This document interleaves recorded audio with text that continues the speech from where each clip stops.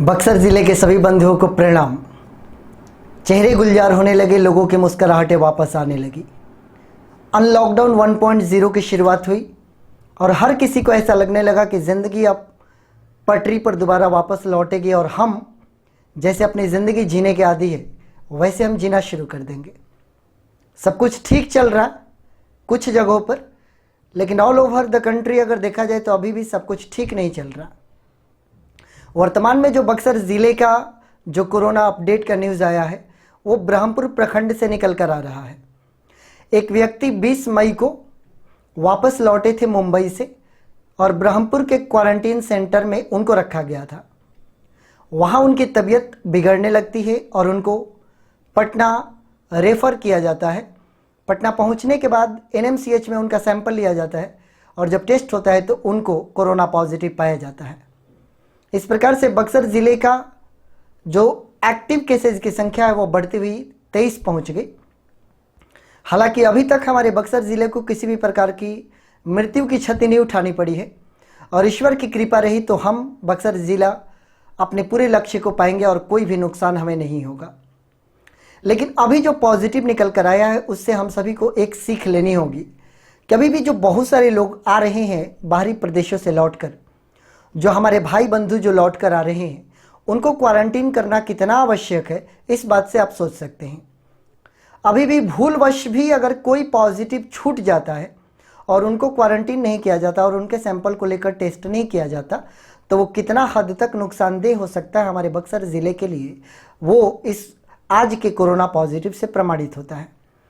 मेरे पास व्यक्तिगत रूप से बहुत सारे लोगों के मैसेजेज और कॉल्स आते हैं और यूट्यूब वीडियोज़ पर कमेंट्स आते हैं कि वो इस स्टेट में रह रहे हैं और क्या वो लौट कर आएंगे तो उनको क्वारंटीन किया जाएगा।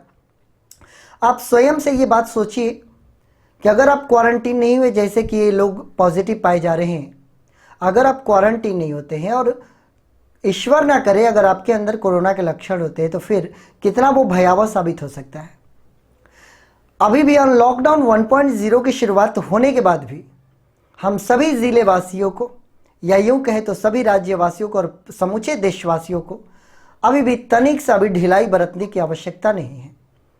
अभी भी हमें यह अवश्य ख्याल रखना होगा कि खतरा पूरी तरीके से नहीं टला, बस चूंकि अर्थव्यवस्था भी देखना पड़ता है, इसी को ध्यान में रखते हुए सरकार ने इस लॉकडाउन में कुछ छूटें प्रदान की है।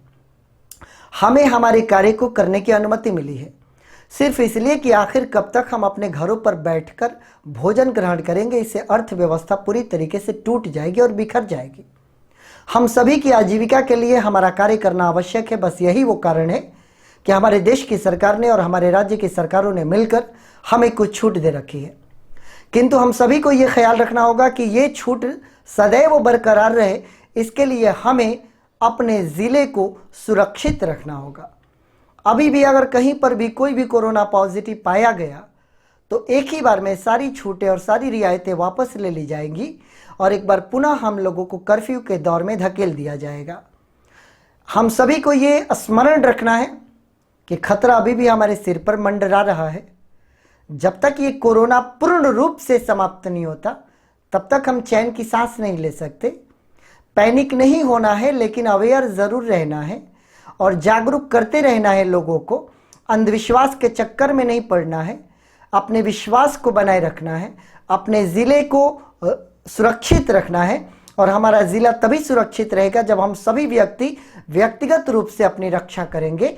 जब हम व्यक्तिगत रूप से रक्षा करेंगे तो हमारे समाज की रक्षा होगी और हम केवल अपना ख्याल ना करें बल्कि औरों को भी जागरूक करें और उन्हें बताएं कि पूरी तरीके से अभी हम छूट नहीं मिली है, पूरी तरीके से हम आश्वस्त नहीं बैठ सकते, बल्कि हमें सचेत रहना है, सावधान रहना है।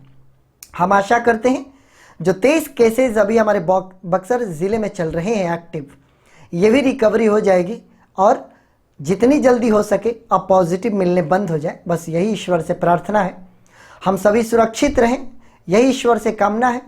और जितने भी लोग बाहर से आ रहे हैं हमारे बंधु, आप सभी अपने आप को क्वारंटीन अवश्य करें, नहीं तो खतरा और भी अधिक बढ़ सकता है।